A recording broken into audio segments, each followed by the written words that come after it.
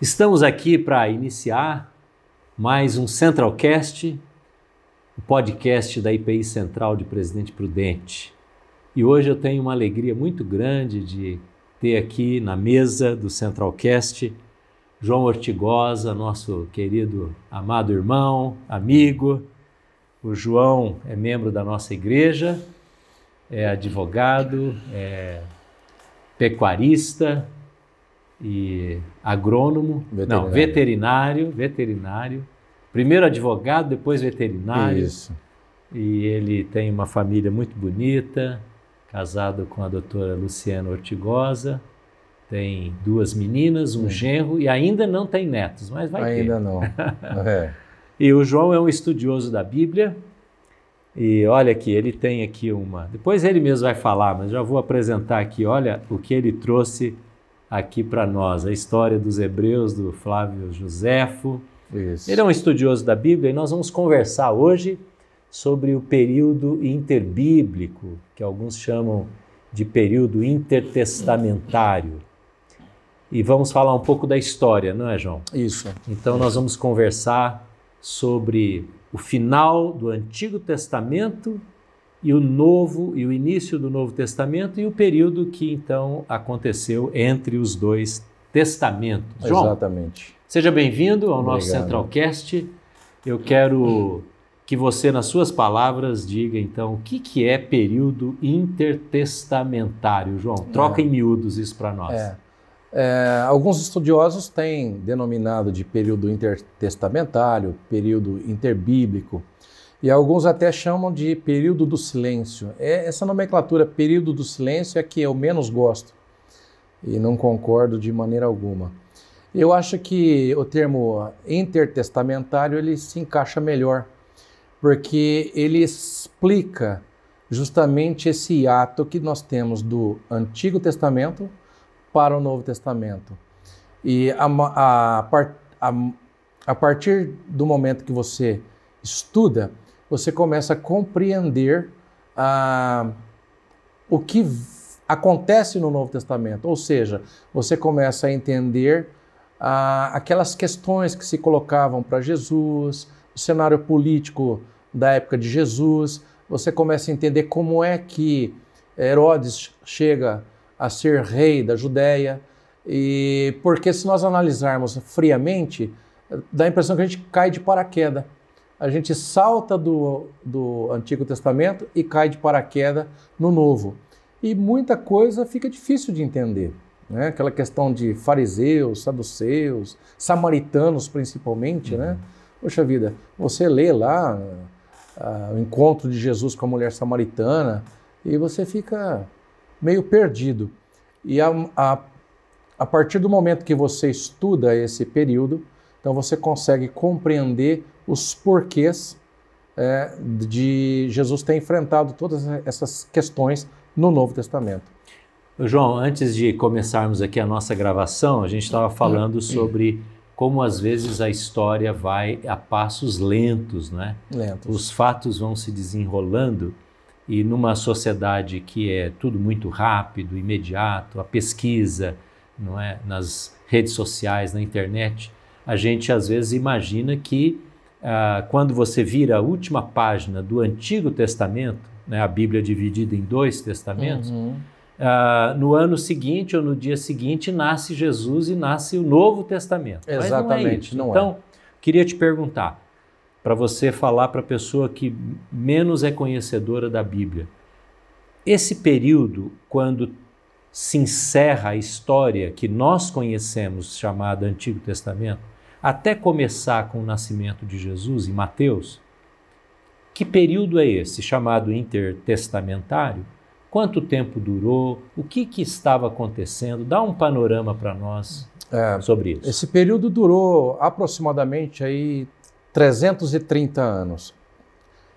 Na verdade, o que acontece é o povo saindo do Império Medo-Persa, através do decreto de Ciro. Esse movimento não se deu de uma vez só, ele foi paulatino. Eles vieram em 3 frentes, na verdade, para território de Israel. Isso lá da Babilônia. Né? Da Babilônia já sob a égide da Pérsia, da né? Pérsia. Medo-Pérsia. Então, aquele exílio chamado exílio da Babilônia, né? Muitos conhecem a história de Daniel, etc., Esdras, Neemias. Então, eles vieram em 3 grupos. 3 grupos. 3 épocas. O primeiro foi em 538 a.C., com Zorobabel. Vieram 50 mil. Certo. O segundo em 458, com 2 mil com Esdras. E a terceira etapa aconteceu em 445 a.C., que foi um pequeno grupo já remanescente, né? E quando Neemias começa a reconstrução dos muros da cidade. Então, na verdade, foram 3 caravanas, vamos dizer assim, mas num período longo, né? A gente lendo dá a impressão que foi rápido. Em uma semana todo mundo voltou. E não foi assim. Tanto é que entre esse movimento de 458 e 445 é que acontece a história de Esther, casada lá com um dos Xerxes, né? Isso. Então, nós temos a chegada de volta desse povo exilado, esse remanescente se encontra, não é, com aqueles que haviam permanecido, uma terra desolada. Então, nós poderíamos dizer assim, que o período intertestamentário, ele foi um período que aconteceu num período de desolação, de destruição. Absoluta. Quer dizer, sem governo, sem propriedades, tudo destruído. Foi assim que nasce esse período. Exatamente. E isso já vinha lá desde a época de Nabucodonosor, quando ele invadiu e destruiu tudo. E aquilo ficou do jeito que ficou, porque você não consegue reconstruir uma cidade sem recursos. Isso. Tanto é que no retorno, foi justamente o governo persa deu dinheiro para que fossem reconstruídas os muros e o templo. Então, esse período intertestamentário, ele é um período em que o povo está desorganizado. Muito. Né? Neemias luta para organizar o povo, encorajar. Não só financeiramente, mas a questão religiosa também. Em que isso afeta, então, a sociedade daqueles dias? Você mencionou 330 anos, mais ou menos, então, da volta dos últimos lá da Babilônia, logo que eles chegaram, inicia-se aquele período que não tinha profeta, não tivemos mais profecias, né? Os livros históricos, Esdras, Neemias, foram escritos naquele período, a história aconteceu naquele período. E aí, por isso que alguns falam período de silêncio, né? Porque não tinha profetas falando para a nação. O que então acontece de bom e de ruim para Israel que vai demorar esses 330 anos? Eu imagino que no plano de Deus, Deus tentou várias estratégias e a última delas foi o uso de profetas. A partir disso, ele enviaria o Messias como enviou, mas haveria necessidade de uma preparação, não só do povo com um compromisso retomado com Deus, mas da sociedade como um todo para absorver novas ideias, né? E a gente vai ver isso com o passar do tempo na helenização. Mas o grande problema que estava havendo nesse retorno, além de ter que reconstruir a cidade e reconstruir-se religiosamente, a influência pagã era muito forte, né? Inclusive dos samaritanos. Os samaritanos, a história conta que no primeiro exílio eles foram levados como cativos e não retornaram mais. E um outro povo ocupou a terra de Samaria ali, que fica justamente no meio do território, entre a Galiléia e a Judéia. E esse povo, ele nutria uma animosidade com os judeus.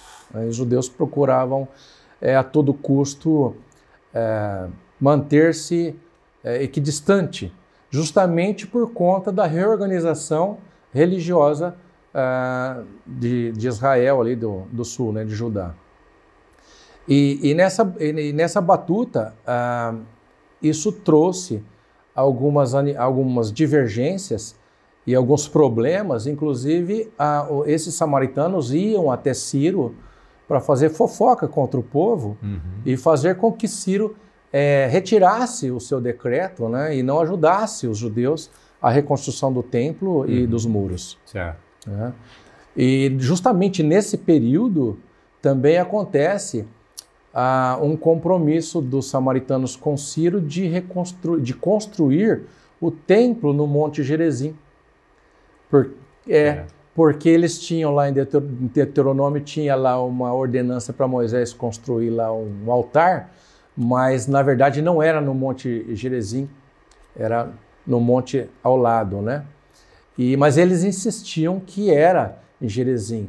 E eles usaram de todas as estratégias maléficas, né, para dissuadir o decreto de Ciro em prol e na construção do templo. Na verdade, eles acabaram não conseguindo isso com o Dario, mas conseguiram com Alexandre. Foi justamente o período em que os gregos estavam invadindo a Pérsia. Ô João, nesse período, então, que você está descrevendo que a sociedade estava dividida e com conflitos, né, internos, o que você pode nos dizer dos macabeus? Quem foram? Porque houve um grupo, não é, forte, importante dentro da formação da sociedade religiosa de Israel. Quem foram eles? O que eles fizeram? Com o advento de Alexandre governou por 10 anos, Alexandre ele era muito democrático.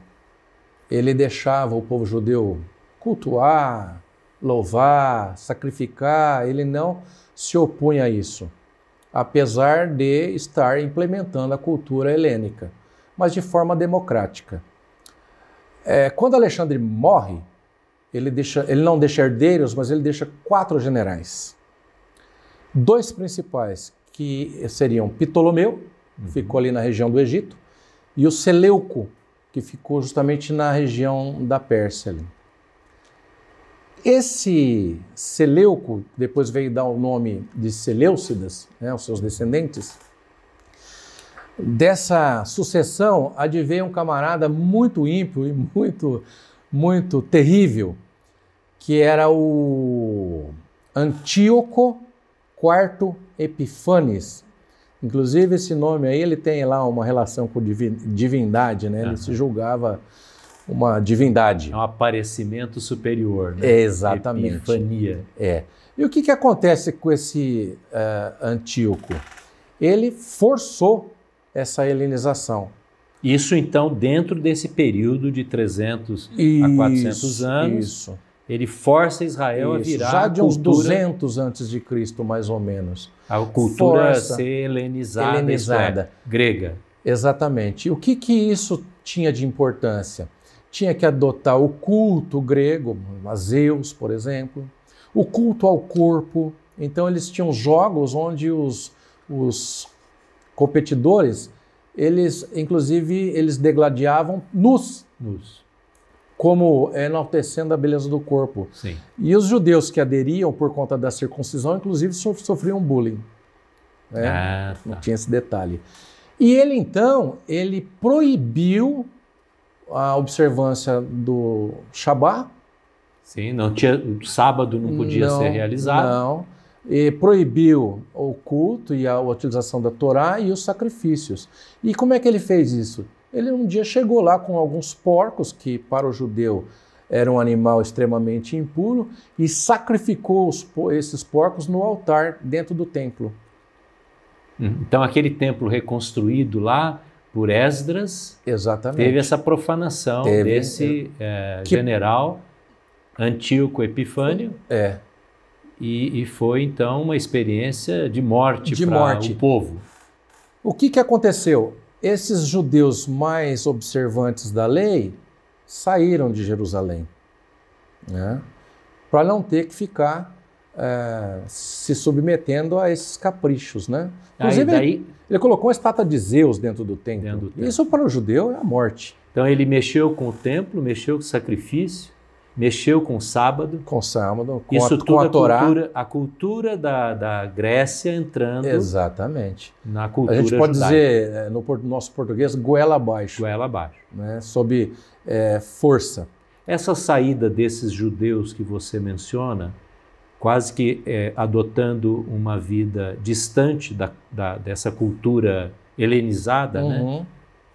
É aí que dá origem aos essênios, ou não? Não, num primeiro momento, ela deu origem ao movimento dos macabeus. O que aconteceu? Existia uma cidade próxima, uma cidadela chamada Modim, ou Modim, e lá tinha um sacerdote chamado Matatias, observante da lei, um judeu exemplar. E um dia chegou um emissário desse Antíoco lá para que esse Matatias fizesse então esse sacrifício mundano. E o Matatias disse que não ia fazer. Um outro sacerdote mais jovem, da turma do Deixa Disso, falou, não, tudo bem, então vamos fazer. Matatias então lançou de uma espada e matou esse judeu, esse traidor, sacerdote. Traidor da tradição judaica. E matou os outros soldados que estavam lá, a mando do Antíoco. Ali começou a revolta dos macabeus, porque aí os seus filhos, né? E por que vem esse nome? Eles eram descendentes eles eram chamados racideus. Mas tinha um dos filhos chamado Judas Macabeu. Macabeu vem de Macá. E Maca, do hebreu, quer dizer martelo, ou seja, era um camarada resiliente, muito firme. E esse então Judas tomou a frente e começou essa revolta dos macabeus e começou a ter vitórias, né, em relação a esse exército grego. Era uma revolução, então, que inclusive envolvia armas. Armas, morte. Certo. Morte. É uma revolta civil. O que acontecia? E como eles conheciam a região, eles fugiam para as cavernas, para as matas. Tem um fato interessante no começo, em que os gregos, eles falaram, peraí, eles observam o sábado não pode fazer nada, vamos atacá-los de sábado que eles não vão poder se defender. Andaram matando bastante judeu no sábado, porque o judeu não podia se defender no sábado, era contra a lei. Só que aí o Judas falou, não, mas é contra a lei também se entregar à morte. Então nós temos que resistir. E aí eles começaram, né? E aí houve uma dinastia dos macabeus, começando com o Judas, depois a gente veio com Jonatas, depois com Simão e depois seu filho João Hircano. Esse filho do Simão, João Hircano, foi um camarada muito importante nesse movimento. Por quê? Ele destruiu o templo dos fariseus. Por que ele destruiu? Porque os fariseus, apesar de terem construído um templo e tinha lá judeu casado com as samaritanas, eles tinham um culto com a miscigenação de Torá com paganismo. Isso na Samaria. Na Samaria, no Monte Gerizim. E o João Hircano então vai lá, destrói e faz os samaritanos se converterem ao judaísmo e vai lá em Edom, na Idumeia, agora chamada Idumeia, e faz com que os idumeus se convertessem também ao judaísmo. E a gente vai ver mais para frente. Eu gostaria de falar mais à frente, sim, tem um fato importante do idumeu ter se convertido ao judaísmo, que refletiu, inclusive, para os dias de Jesus. Depois de João Hircano vieram alguns outros descendentes e, inclusive, teve uma mulher que foi rainha. Nesse período dos macabeus, eles retomaram aquela condição de monarquia. Eles eram reis e sacerdotes ao mesmo tempo. Então, eles tinham o poder civil e o poder religioso. Então foi um período também que Israel pôde se autogovernar. Se autogovernar. Religiosamente. a não ser com essas tentativas, por exemplo, como do Antíoco Epifânio, Exato. Mas eles puderam se estabelecer. À medida que os macabeus iam vencendo, o grego vinha e fazia alguns acordos. Sim. Inclusive um acordo, antes de Roma assumir o comando, foi que eles permitiu-se que houvesse uma guarda do Sinédrio. Né? A gente vai ver lá que o Sinédrio tinha uma guarda própria. Que foi a guarda que prendeu Jesus. Exatamente. E essa Salomé Alexandra tinha 2 filhos, esses filhos eles contenderam pelo poder. Houve uma queda no movimento do Macabeu, ele começou a ser imbuído de toda boa intenção, mas com o passar do tempo, dos anos, a sede pelo poder foi fazendo com que houvesse uma degradação quase como aquela que os tinha levado ao exílio. Né? Começaram a escorregar, né? Certo. E desses 2 filhos de Salomé e Alexandra, é que, pela disputa desses 2 filhos, eles procuraram auxílio de Roma e Roma então começou a intervir e Roma já estava de olho nos outros territórios. Roma assume, através de guerra, o poderio que era do grego e Roma então torna-se uma potência.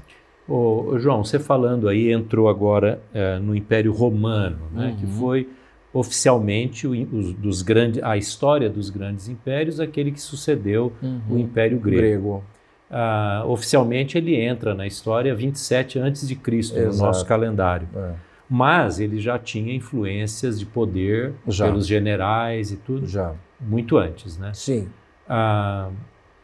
Disso que você está mencionando, tantos personagens aí, o que vai interferir a influência desses personagens, a construção da sociedade judaica, na preparação para Jesus?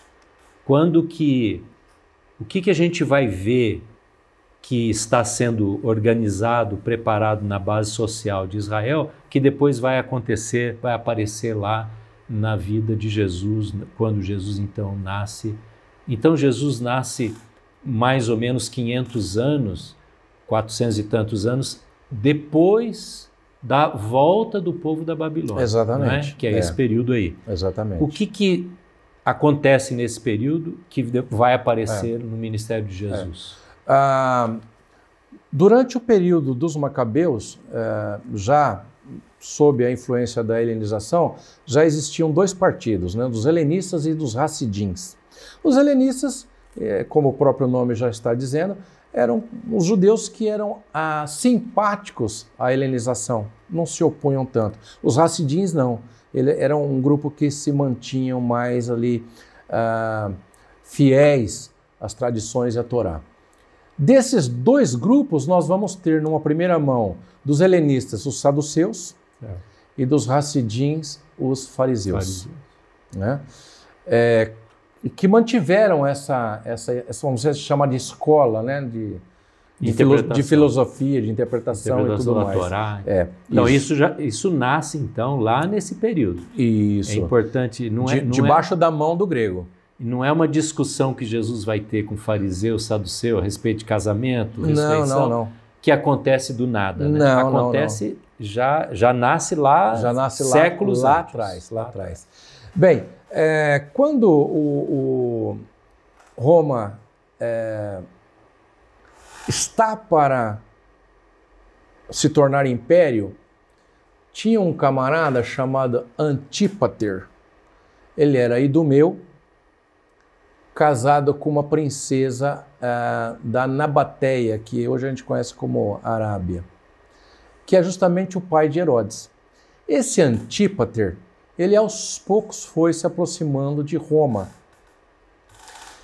E ele então depois foi eleito governador da Palestina e aos poucos ele colocou, né, por acordos, colocou seu filho Herodes como governador e depois acabou sendo como rei da Palestina. E nesse caminhar, então nós tivemos aí os helenistas dando origem aos saduceus, os hassidins ou hassideus dando origem aos fariseus, E começou então também a surgir outros, eles chamam de partidos, que seriam os essênios e os zelotes. Certo. Né? Já nos dias, e o Novo Testamento fala, já nos dias de Herodes, tinha também os herodianos, que alguns escritores dizem que eles recebiam uma moeda, recebiam dinheiro para falar bem de Herodes. Apoiar Herodes. Então, no cenário que Jesus vem, nós tínhamos esses partidos, né? Os saduceus, fariseus, essênios, zelotes, herodianos e ainda um resquício de macabeus. Os macabeus. Esses eram os principais. E o interessante é que Herodes, ele era idumeu, ele não era judeu. E, agora há pouco eu tinha falado que a gente ia voltar naquele assunto, né? Que o João Hircano fez com que os idumeus se convertessem. Então, ele era idumeu, mas ele era um idumeu convertido ao judaísmo. Então, por conta disso, ele foi colocado no trono de Israel. Só que ele não era persona grata dos fariseus. Os saduceus tinham uma convivência tranquila com Herodes. Os saduceus eram uma classe assim mais elitizada, de mais dinheiro, que né? eram mais abertos à mais cultura abertos, de fora. Exatamente. Grega. Os fariseus não. Os fariseus mais eles ferrenhos na interpretação da exatamente. Torá. E eles eram mais próximos da população, né? Interessante falar que as diferenças, né, que haviam entre eles, né, as principais, né, os saduceus não acreditavam em ressurreição. Eles não estavam nem aí se tinha que pagar imposto para Roma, se não tinha. Eles tinham lá as práticas, né, deles e não acreditavam na ressurreição. Os fariseus, eles tinham uma particularidade muito interessante. Eles tinham a Torá escrita, mas tinham também uma Torá oral. E aí a gente começa a entender porque Jesus às vezes fala lá, fariseus, vocês colocam fardos pesados, mas vocês mesmos não seguem. Porque além da lei, eles queriam impor algumas regras que eles criaram a partir da origem, né, do partido, e eles colocavam nas costas da população, mas eles mesmos não observavam, né? Inclusive, tinha duas escolas, né, a de Hilel e de Shammai. Hilel era uma escola mais tranquila e Shammai mais dura. Isso tem implicação lá com a questão do divórcio. Nós temos os essênios também. Os essênios eram um povo que muito fiel à tradição judaica, mas não queria confusão. O que eles fizeram? Foram morar no deserto. Se retiraram. Foram morar no deserto. E aí a gente lembra de quem? Do primo de Jesus, do João Batista, que era a voz que clamava no deserto. Os estudiosos dizem que João Batista conviveu com os essênios e foi lá que ele aprendeu a arte do batismo, porque os essênios tinham a água como uma regra de purificação. Né? E ele até tinha costumes, né, de usar roupas de pele de camelo, comer gafanhoto, aquelas coisas todas. Né? Zelotes, esses eram briguentos. Zelotes, eles abominavam, sobretudo, o pagamento de tributos. Tanto é que, por conta dos zelotes, que o general Tito, em 70, invadiu Jerusalém e destruiu o templo novamente. Foi pela revolta dos zelotes. Revolucionários. Eles entraram no templo, depois entraram lá na fortaleza de Massada, e aí os soldados romanos acho que não aguentavam mais esse povo. Eles entraram com tudo mesmo para arrebentar. Os herodianos, como eu já disse, eles recebiam bolsa, qualquer coisa lá, bolsa Herodes, né? Bolsa Herodes. E para falar bem de Herodes, e Macabeus era um pequeno grupo remanescente daqueles filhos de Matatias lá e partidários, né? Era uma maneira de como eles se comportavam, né? João, então nós podemos dizer que a sociedade israelita que antecede a Jesus é um povo pobre, é um povo sem recursos, que ainda vive numa nação que tinha sido destruída e que estava constantemente debaixo de influência e também de esgotamento financeiro ou de teve que pagar tributos Sim, aos gregos, sim, depois os romanos, né? Então, quando Jesus nasce, Jesus está nascendo numa sociedade, do ponto de vista econômico, do ponto de vista da organização social, muito fraco. Fraco, É isso.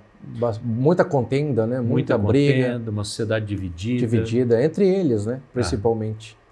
E que estava debaixo agora dos romanos. Dos romanos. Qual a diferença que você vê entre esse império grego, onde o período interbíblico existiu, né? E aí o Império Romano, onde Jesus já nasce, né? Qual a diferença destes dois impérios, para depois a gente entrar propriamente em Jesus, na vida do povo judeu? Alexandre, a gente já falou, foi um imperador relativamente bom para o judeu. Por quê? Alexandre respeitou o ano sabático. O judeu planta 6 anos e o 7º ele reserva lá a terra. Descansa tal. A terra. E se você não tem colheita, você não tem dinheiro. Então, Alexandre dizia que, então, fez um acordo com os judeus de que no ano sabático eles não precisavam pagar impostos. E depois disso, isso acabou. Né? Todo mundo queria tirar o dinheiro todo ano. Trabalhou, não trabalhou, tem que guardar, porque vocês vão ter que pagar. Os sucessores de Alexandre, eles quiseram impor a cultura helênica, né? Continuavam cobrando imposto, mas impondo a cultura helênica em termos gerais. O romano tinha uma particularidade. O romano queria o imposto e não queria bagunça. De resto, vocês fazem o que vocês quiserem. Cultua quem vocês quiserem. Quem vocês quiserem. Só que nós não queremos revoltas e nós queremos imposto. E existem aí, por conta disso, algumas questões com Jesus. Isso. Né? Eles perguntavam alguma coisa para provocar Jesus. Olha, será que esse cara aí ele vai pagar imposto para Roma ou não? Então, ou ele fica bem com Roma ou ele fica bem com o povo. Né? Ele promove uma revolta ou não? Se ele promove uma revolta, ele fica bem com o povo. Se ele não promove, ele fica bem com Roma. Então, eles ficavam tentando Jesus por todo lado, justamente por consequência dessas práticas que vinham lá de, pelo menos, de 2 séculos, né?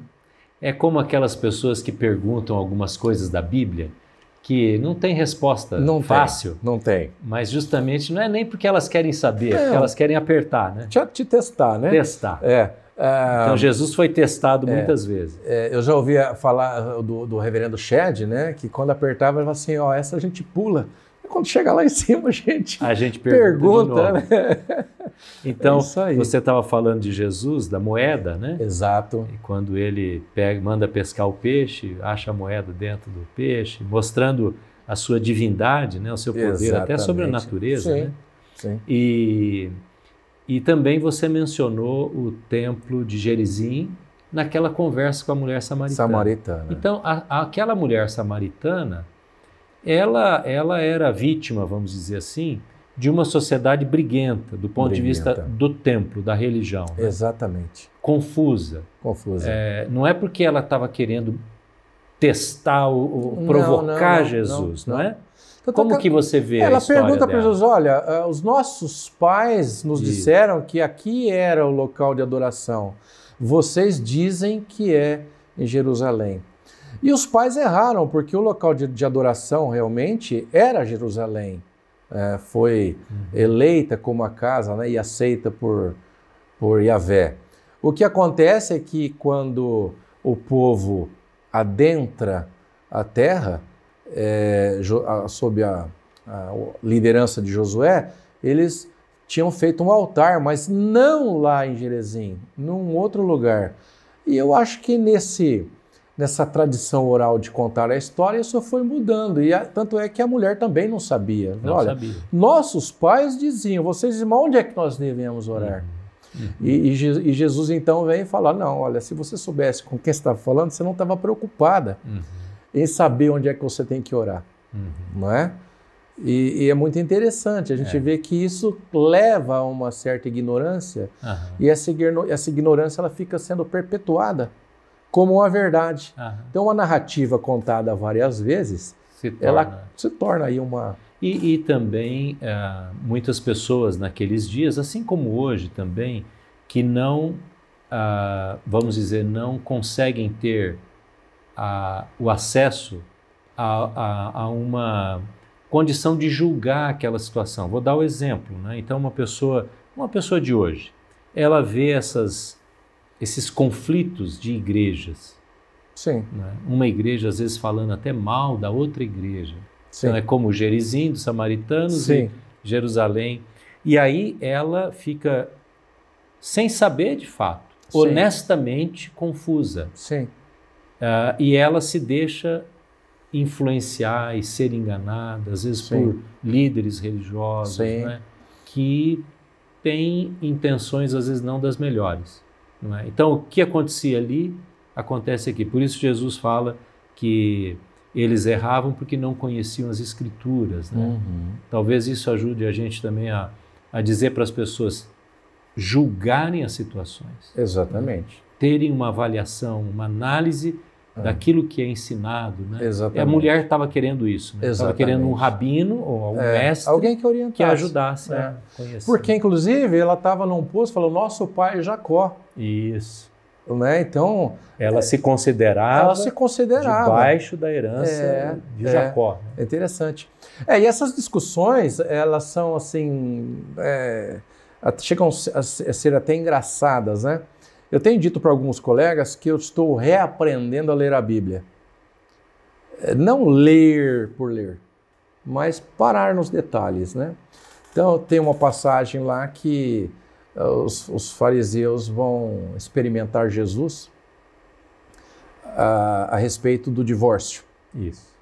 E a Bíblia fala, olha, Jesus conhecendo o pensamento deles, numa leitura mais rápida, dá a impressão que Jesus então exerceu uma arte de telepatia. Aham.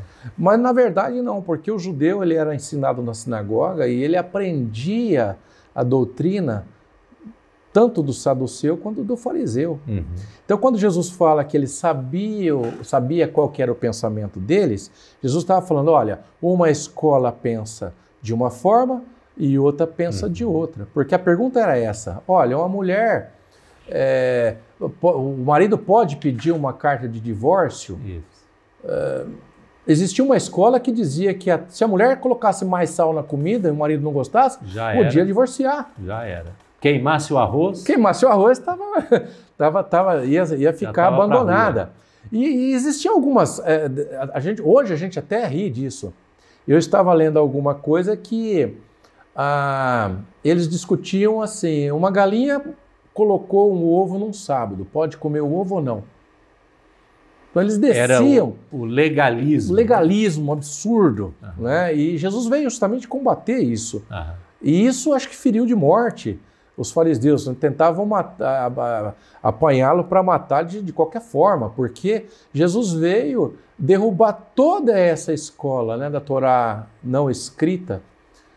Eu li alguma coisa também que Jesus fala, olha, qual de vocês que caindo um jumento no dia de sábado não vai lá tirar, né? Então, o fariseu ele criava subterfúgios em proveito. Uhum. Jesus conhecia. Então, ele não podia sair no quintal no sábado para não sair na rua. Mas se ele estivesse aqui na sua casa, nós dois fôssemos vizinhos, então ele esticava um cordão de uma casa até a outra, então aquele ficava um quintal só. Aí ele podia ir.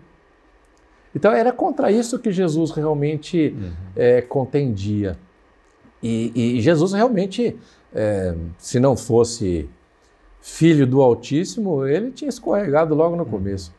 Ele não iria conseguir ter a sabedoria, né? Para viver nesse conflito. É como hoje, não é, João? Porque são vários, né? Se fosse um partido só, você se preparava, mas onde você ia, você estava sendo espetado, né? Nos meios sociais de hoje, né, nos grupos sociais, você vê a pessoa de Jesus, para uns, é um tremendo de um mestre maravilhoso. Sim. Para outros, é um enganador. Para outros, não é nada. É simplesmente um personagem da história. Para outros, é o Deus encarnado. Né? Então, o cristão também vive, né, nesse meio onde as definições sobre a pessoa de Cristo são múltiplas, né? É interessante, né? Você estava falando aí das discussões, né, entre líderes de igreja, e às vezes de matérias que são de menor importância, né? Quando eu falo isso, eu lembro da questão do batismo. Existe uma certa discussão. E se nós formos analisar a partir de João Batista, que morou no deserto com os essênios, eu arriscaria dizer que no deserto não tem rio. Não dava para emergir. Como é que eles batizavam, então? Né? Tomavam um banho, né? Com água na cabeça, canequinha na cabeça, né? Purificava. Já no Jordão, ele tinha a disposição de ter água em abundância. Então vamos... Por isso João foi para lá? Talvez, né? Aproveitando aquela água, né? Para não ter que carregar, às vezes, né? No deserto tem que ir lá no poço. A mulher samaritana tinha que ir no poço todo dia. Isso. Né? E outra coisa, os essênios, eles viveram ali próximo do Mar Morto, ali deserto realmente, né? Isso. Então você não tinha água com abundância. Nenhuma. Inclusive a água do Mar Morto totalmente impossível ser usada, até mergulhar nela. Então a gente vê que essa discussão da forma do batismo realmente não é... Você batiza com o que você tem. Né? Agora, o João fazia. João, você disse que João Batista, que foi o anunciador, né? O profeta. Aliás, o novo profeta desse período novo do Testamento, né? Que no período do silêncio ele já falava, né? Exato. Só não escreveu. Ele foi influenciado por algum grupo desses grupos que você mencionou? Esses essênios, pelos essênios. João Batista, que era aquele que comia gafanhotos e mel silvestre. Essa era um estilo de vida da austeridade do deserto. Exatamente. Isto é, daqueles que viviam reclusos, longe da sociedade. Exatamente. E eles eram tão reclusos que eu li a respeito desses essênios que eles não admitiam lá no núcleo central a presença de mulheres. Então eles se retiravam realmente de toda essa bagunça que existia e se dedicavam lá a estar vivendo, meditando. E viviam em castidade. Em castidade, exatamente. E João, então, ele teria feito um estágio, né, com esses... Tanto que João também acho que não casou, né? Eu não achei nada que ele tivesse casado. E lá ele aprendeu, então, esse modo de vida. E os essênios, então, para não ficarem se contrapondo e se desgastando, né, eles preferiram o deserto. Interessante que os fariseus foram verificar o que João Batista estava fazendo. Exatamente. Né? Que era o batismo lá. Exatamente. Do arrependimento. Então, esse chamado de João Batista, essa maneira de João Batista pregar tem origem nesse modo de vida dos essênios. Nesse modo de vida dos essênios. Exatamente. E como que Jesus se relacionava, então, com... Você já falou alguns temas aí, divórcio, né? Com esses grupos da interpretação da Torá. Devia ser um relacionamento bem difícil. Bem difícil, mas me chama a atenção o fato de Jesus frequentar sinagoga, lendo os profetas, e eu acredito que ele não veio a pregar contra a Torá, mas contra o não cumprimento da Torá, né? E toda a doutrina de Jesus, a gente pode ver que Jesus pregava a ressurreição, logo ele ia contra os interesses dos saduceus. Os saduceus, que não acreditavam na ressurreição. Jesus, ao que tudo indica, não aceitava bem essa ideia da Torá oral, ou seja, essas regras criadas pela tradição rabínica e judaica, que estavam fora daquilo que Deus realmente tinha deixado, né? Então isso ia contra os interesses dos fariseus. Que ele diz até que eles impunham um jugo pesado sobre a população. Chamou de sepulcro caiado, Sepulcro né? Então, caiado. por fora, gostavam de ficar na frente, orando em público, em voz alto, mas, na verdade, não fazia nada disso. Jesus até dá uma chacoalhada bem firme, né? Quando eles falam que eles davam dízimo da hortelã, do cominho e tal, mas não observavam o que tinha que observar. E quando era requerido, por exemplo, uma ajuda para algum familiar, o pai... Misericórdia, falava, não, que isso era corbã, então que era dedicado a Deus, mas nem ao pai nem a Deus. Não é? Nem ao pai nem a Deus. Uma coisa também muito interessante que a gente lê e às vezes passa batido, é quando Jesus está no templo.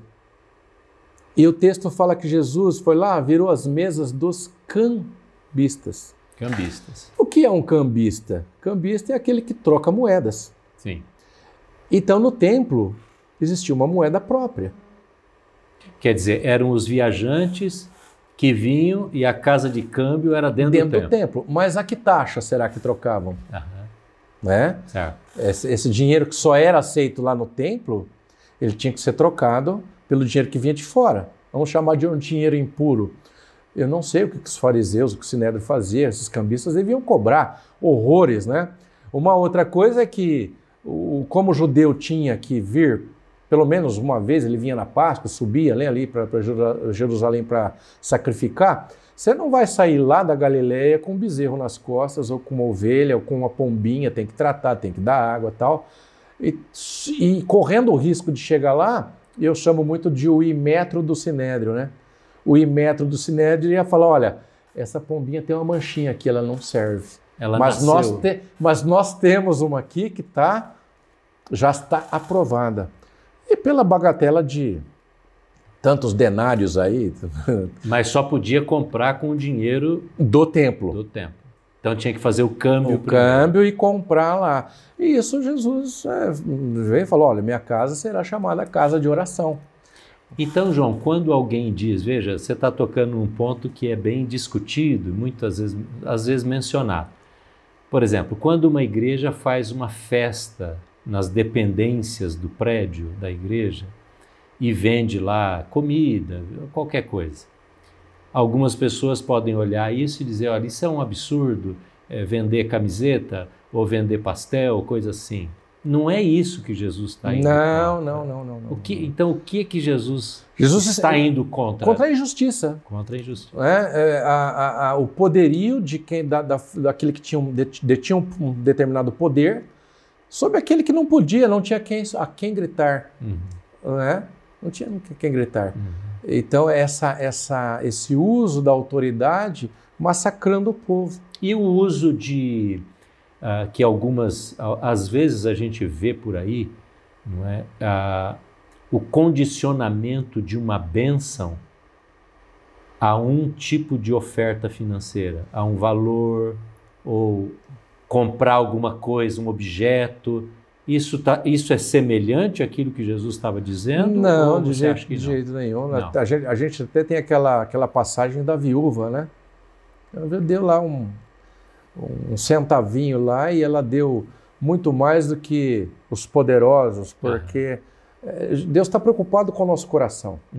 Né? E Deus conhece o nosso coração, as nossas intenções. Então não é o muito que você vai dar e nem o pouco também. Às vezes você pode dar o pouco, mas é contrariado. Né? Então não é, eu acho assim, não é a quantidade, mas Deus espera uma ação direta do nosso coração. Né? Então, talvez Jesus reprovasse e viesse com um chicote nos dias de hoje. Comportamentos. Nos dias de hoje também.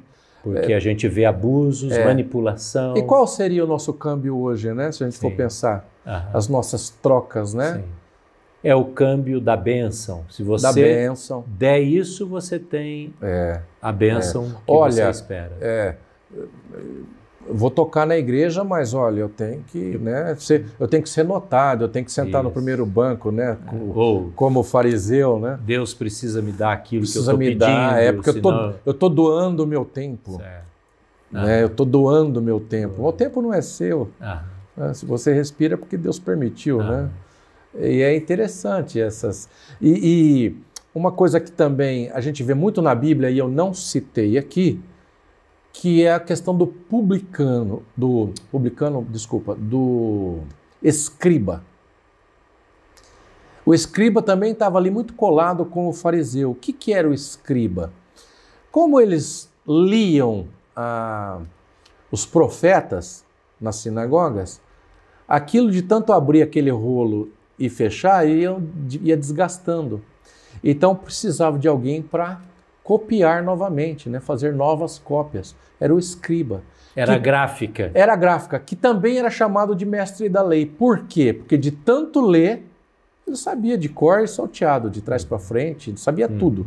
Só que sabia, mas não exercitava. Então a gente vê muito, é importante a gente lembrar disso, porque Jesus fala, ai de vós, escribas e fariseus.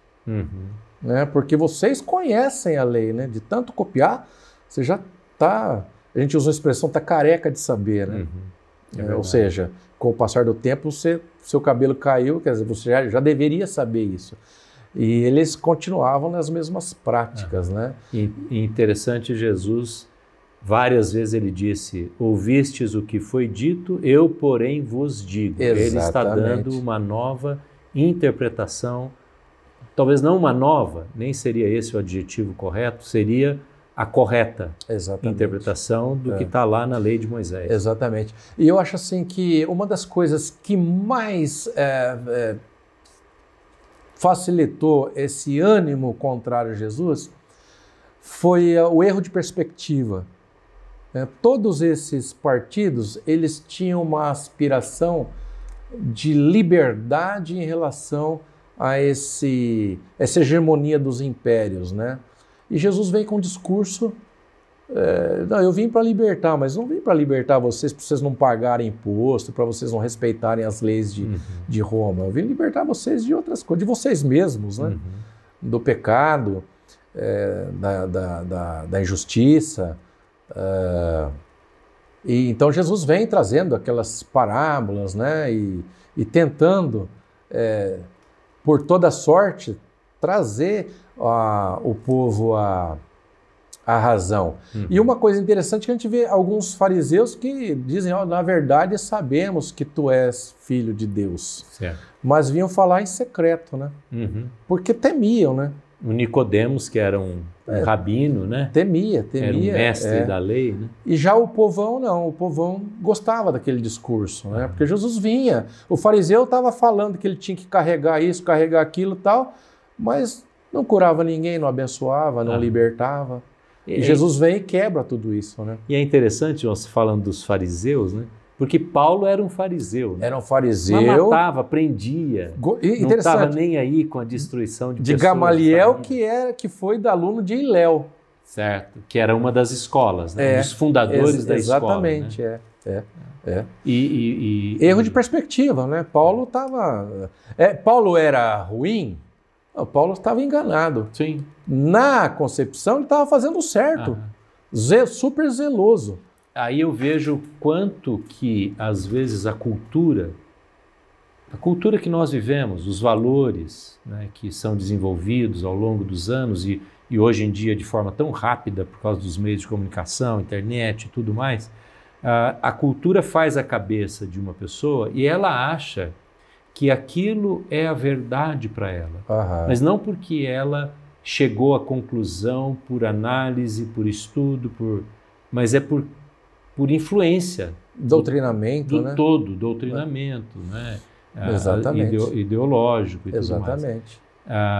Assim Paulo era, né? Exatamente. Ele foi feito fariseu, criado, zeloso. Circuncidado ao 8º dia, quer dizer, ele estava dentro do judaísmo 100%. Sim. Na percepção dele, eu gosto muito quando Paulo diz a Timóteo, ele diz que ele servia a Deus de consciência limpa. Sim. Porque baseado naquilo que ele recebeu, ele estava correto. Ele estava dentro da norma da consciência, não acusava. Foi preciso que as escamas fossem retiradas, né? Isso. Ao mesmo tempo que saiu escama, ele passou a ver, não só recobrou a visão, mas passou a ver as coisas de uma outra ótica, né? Aí considerou lixo, né? Considerou lixo. Em favor de Cristo, né? Exatamente. Superando, então, Cristo superando todos os e de açoitador passou a ser açoitado. Se Paulo tivesse convivido com Jesus, que ele não conviveu com Jesus, né? Não viveu ali junto com Jesus como os discípulos, ele talvez não tivesse passado por toda a experiência de ser o resultado do farisaísmo, né? Contra os cristãos, mas teria entendido Jesus, de forma muito mais rápida. Né? Ele passou por um período difícil. Porque foi preciso encontrar Jesus para ele mover o pensamento. Né? Então, se ele tivesse encontrado antes, teria movido antes. Eu concordo. Ô João, para quem... Eu tenho aqui comigo uma Bíblia né, que tem um artigo entre o último livro do Antigo Testamento e o primeiro livro do Novo Testamento. Não tem páginas em branco mais, Não tem páginas em círculos. Lembra que antes tinha justamente para marcar essa distância, né? Ele faz uma rápida explicação de apenas 4 páginas aqui sobre o período intertestamentário. Então, se você pudesse resumir, por que é importante uma pessoa, se alguém está conosco até agora, porque ela gostou da conversa, ela vai estudar o assunto. Por que é importante conhecer, do seu ponto de vista, essa história para um leitor da Bíblia, um discípulo de Jesus, conhecer essa história? Eu acho que tem extrema importância para que você comece a ler o Novo Testamento sob outra ótica, com outra visão. Isso vai abrir assim um leque para você entender o ministério de Jesus, as parábolas, né, as perguntas, como Jesus respondia, né, com a sabedoria que vinha de Deus, e mostrar que Deus prepara o caminho, né, 400 anos, e houve uma necessidade de uma abertura de aceitação de novas ideias através dos gregos, e até a gente vê a cultura greco-romana, né, que o romano também assumiu essa questão. Então, com essa helenização, com essa pluralidade de ideias, Jesus então teve a oportunidade de explanar o evangelho, né? Mas é uma coisa assim interessante, porque a partir do momento que você entende essa história que nós acabamos de contar, você pode até mudar o conceito de Antigo e de Novo Testamento, né? Passa a ser uma coisa só. Apesar de nós não termos assim materiais escritos na nossa Bíblia. Mas a gente pode fazer um socorro, como aqui a história dos hebreus, tem guerras judaicas, né, tem alguns livros que trazem as festas judaicas. Importante falar também que na época de Esther surgiu a festa do Purim. Purim ela advém de uma palavra aramaica que quer dizer sorteio, quando iam sortear lá o dia que iam acabar com os judeus. E aqui, já no período do Macabeu, surgiu a festa da dedicação ou das luzes, que é o Hanukkah. E o Hanukkah foi o seguinte: quando Judas retomou o templo, ele conseguiu achar uma botija com azeite. E esse azeite, a menorá, tem 7 castiçais. E esse azeite, ele dava para um dia só de luz.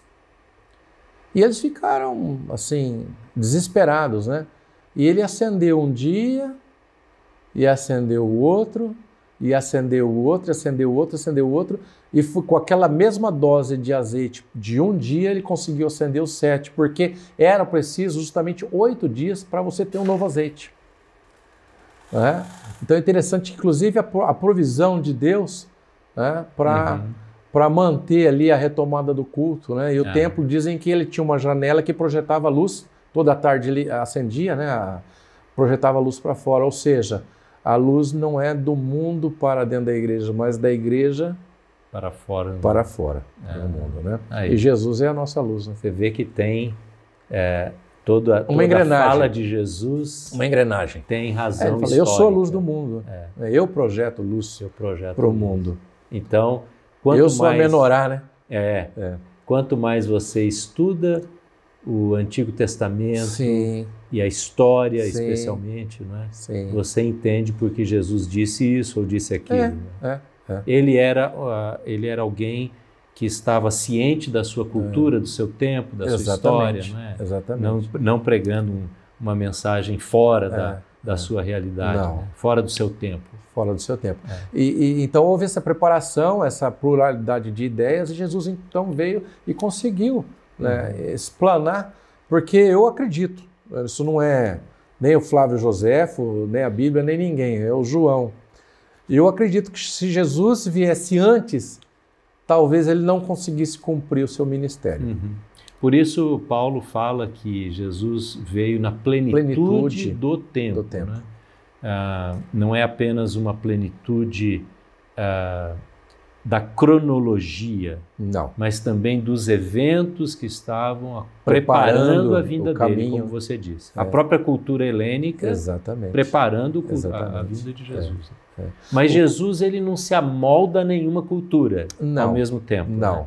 Ele não respeita. Só a cultura do Pai. É a cultura do Pai, a cultura da eternidade. Da eternidade. O compromisso dele não era terreno, né? É muito interessante. João, nossa conversa está chegando ao fim. Não sei se você tem mais algum aspecto que você gostaria de pontuar. Porque tem tanta coisa. Tanta coisa. E assim, para quem gosta, né? São curiosidades da Bíblia que acabam nos ajudando. Né? E uma das coisas que eu tenho procurado fazer é entender o contexto. Né? Tanto do Velho, quanto do Antigo, quanto do Novo Testamento. A partir do momento que você compreende o contexto, seja geográfico, histórico, social, político, você começa a ler com outros olhos. Né? Fica mais fácil de entender. Por que será que Paulo falou assim? Por que será que Pedro falou assado? Por que Jesus fala isso? Né? Dá a impressão que Jesus era áspero, né, em algumas respostas, mas tudo tem um porquê. Né? E eu acho muito interessante. Eu tenho procurado me deter mais nessas curiosidades e em detalhes. Procurar debruçar, não ler a Bíblia como uma leitura obrigatória. Eu vou ler a Bíblia em um ano, como tem várias campanhas. Beleza, se você gosta, leia. Mas leia com atenção, volta, faça o link, né, com as coisas que antecederam toda essa preparação, né? Eu acho muito interessante. João, você vai daqui a 2 semanas, menos de 2 semanas, dia 13 de agosto, para quem nos ouvir antes disso, começar um curso aqui na igreja, os Evangelhos. Jesus nos Evangelhos. Esse é o título. Exatamente. Né? Vocês vão analisar a vida de Jesus na perspectiva dos 4 Evangelhos. Então, muita coisa que nós falamos aqui vai ser estudado em profundidade lá. Se você quiser, você que nos ouve hoje, né, que está nos ouvindo aqui, através das nossas câmeras, nos vendo, quiser participar, está convidado. Dia 13 começa, 13 de agosto. Esse estudo numa classe da educação cristã da nossa igreja. Eu vou deixar então uma curiosidade. Isso é bom. De Jesus. Né? Quando eu gravei aquela chamada, eu disse lá no capítulo 24, quando Jesus olha e fala, olha, aqui não vai ficar pedra sobre pedra. Os zelotes estavam lá naquela revolta danada e os soldados romanos não aguentavam mais. Tanto é que eles foram para cima mesmo, para acabar com o negócio. O que acontecia com o templo? O templo ele era revestido de tecido e madeira, mas tudo incrustado em ouro. O templo era um negócio muito rico, muito detalhe em ouro. Quando os soldados partiram para cima dessa turma que estava inclusive refugiada no templo, eles atearam fogo. O que aconteceu com esse ouro? Ele derreteu. O sistema de construção do templo, ele não era hermeticamente encostada uma rocha na outra. Haviam pequenos espaços. A gente vê isso no Muro das Lamentações, quando a gente vê a foto. Coloca os papeizinhos Exatamente. Lá. O que aconteceu com esse ouro?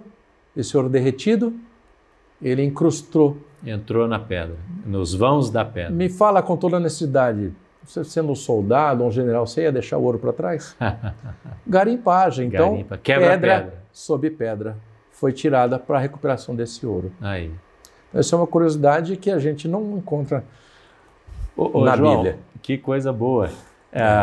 Se alguém quiser continuar essas perguntas a você, te colocar algum entendimento, interpretação da Bíblia, alguma pergunta, essa pessoa que nos assiste, nos ouve, ela pode te procurar através das redes sociais da igreja, mas se você quiser deixar um e-mail seu, ou um WhatsApp, ela pode fazer isso? Pode. Você pode.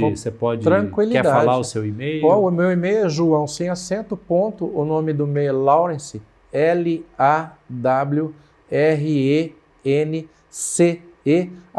@hotmail.com. E o meu WhatsApp é meu telefone, código 18 997460769. Eu vou pedir depois para o Felipe incluir aqui na nossa descrição. Eu só peço um obséquio. Pois não. Se eu tardar um pouquinho em responder, é porque eu vou estudar a pergunta. Para dar uma resposta porque longe de mim essa pretensão de esgotar um assunto assim que é extenso, né? Isso. Muitas coisas que estiveram no meio aqui a gente não tem nem oportunidade de falar, porque a gente, se fosse pegar o Judas Macabeu, tudo que ele fez, todas as guerras e tudo que aconteceu, a gente ia gastar aí umas 2, 3 horas só em Judas. E o objetivo não era esse, né? Uma visão panorâmica e eu espero assim ter contribuído de alguma forma e, sobretudo, ter despertado o desejo de quem nos assiste em estar estudando a Bíblia com essa lente, né? Procurando esses meandros, né? Isso. Inclusive, se fala muito na história que o general Tito, que foi o responsável, o general Tito tentou impedir a destruição, mas os soldados não o ouviram. Eles estavam que não aguentavam mais. Porque essa turma aí era fogo, viu? Era a turma que pegava e não largava. O judeu não é fácil. Não queria mesmo a presença dos romanos ali. Não. Né? João, muito obrigado por esse tempo. Eu agradeço. Eu quero me despedir então de todo mundo que nos assiste e participa conosco nesse Centralcast. Nossa gratidão. Vamos pensar em outros temas para a gente conversar sobre, quem sabe, alguns textos mais específicos em um próximo Centralcast. Ok, eu fico à disposição. Deus abençoe sua vida, sua família. Alegria imensa. E você que esteve conosco nessa jornada do período interbíblico. Exatamente. Intertestamentário. Exatamente. Deus abençoe a todos. Amém.